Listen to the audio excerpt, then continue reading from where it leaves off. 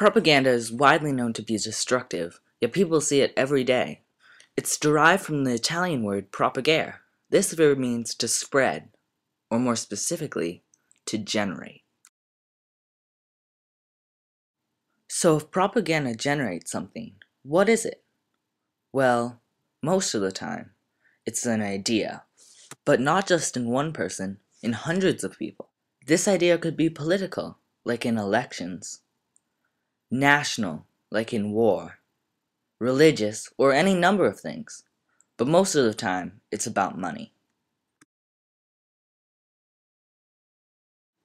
In its definition, propaganda is any ideas, facts, or rumors designed to systematically change public opinion, which by itself doesn't sound so bad. But how does propaganda do this? Well, there are 6 recurring techniques that propagandists use. The first one is called repetition, and the theory behind it is rather simple. Let's take a propagandist called Guy and give him a phrase, roses are red. This is a boring phrase, but if you say it again, then people are more likely to remember it. But what if instead of saying roses are red, he said, vote for Guy? Well, then people would remember, vote for Guy. But they might be happy about this, sad about this, mad about this, or just neutral. But when this phrase is repeated over and over again, it can become confusing. The trick is to stop. Ask the question, why vote for Guy? Don't vote for Guy. By questioning what you hear, you can stop being influenced by propagandists like Guy. The second technique is transfer. So to transfer what? Well, normally it's a good thought into the propagandist's product. So let's take love as the good thought and a box as the product. So how do you transfer love into the product?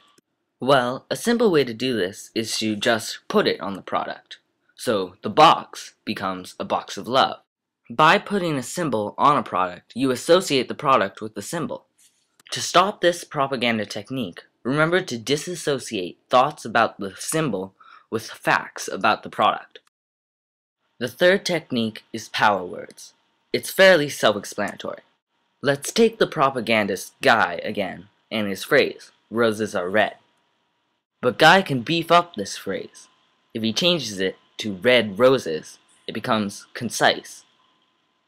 But this phrase is fairly boring.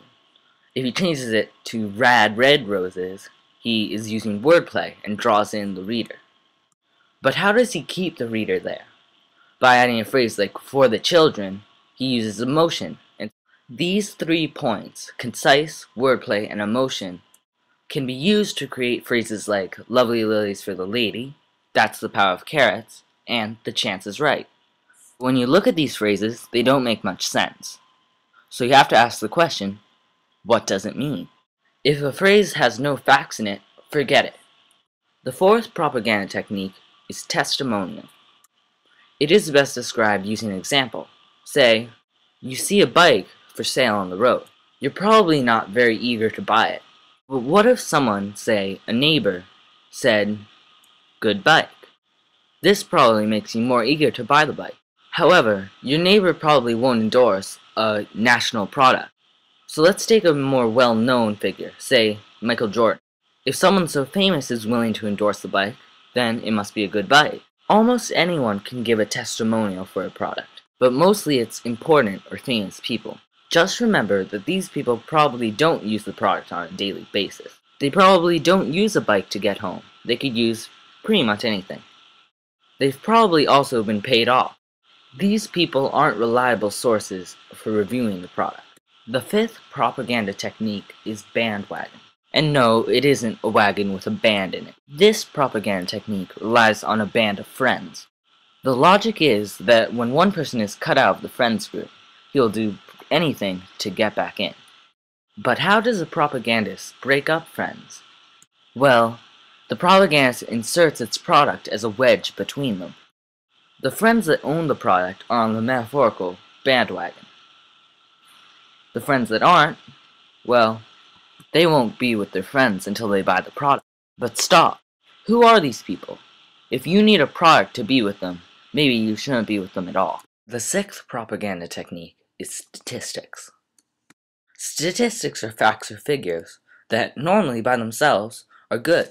When these statistics only show what's good about a product, it becomes propaganda. Propaganda that uses statistics are normally featured on the front of the product. A food product that features fiber, vitamin A, and vitamin C on the cover of the package, but not that it provides 1% of that needed in a day, is propaganda. Always check the back and the facts about the product before you trust the cover. So propaganda uses many techniques, but who cares? Well, a multitude of detrimental effects stem from propaganda. One of these is depression. Many forms of propaganda rely on saying something bad about the person. Propagandists then try to sell the viewer a solution to his or her problem. Yet even if the viewer says no, these problems still bother him. Another effect of propaganda is stereotypes. Propaganda sells things that are beautiful and caters to those with money and age. This creates stereotypes that tote beauty, wealth, and age.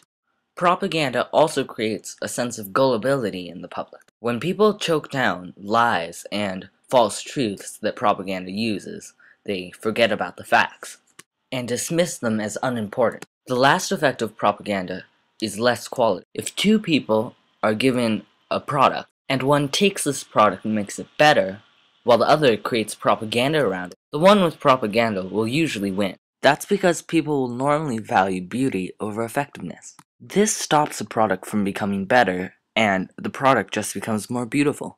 These four effects are not by any means the only ones, but are enough to show that propaganda is bad. Despite its destructive nature, propaganda cannot do anything unless it gets from itself to the public. So what are propagandists going to do to get it to the viewer? Just shout? Well, it turns out they do, if you've ever been to a sports game. But there's also writing, where propaganda can be found on billboards and books. In more modern times, radios, televisions, and computers can be used for propaganda. Propaganda has become so everyday that it can seem confusing, but wait, there are techniques to avoid it. The first step is to stop and recognize it as propaganda. Second, most important step is to ask questions about the propaganda and see what the product actually is. Only after this process is it a good idea to choose. In one word, the answer to avoiding propaganda is skepticism.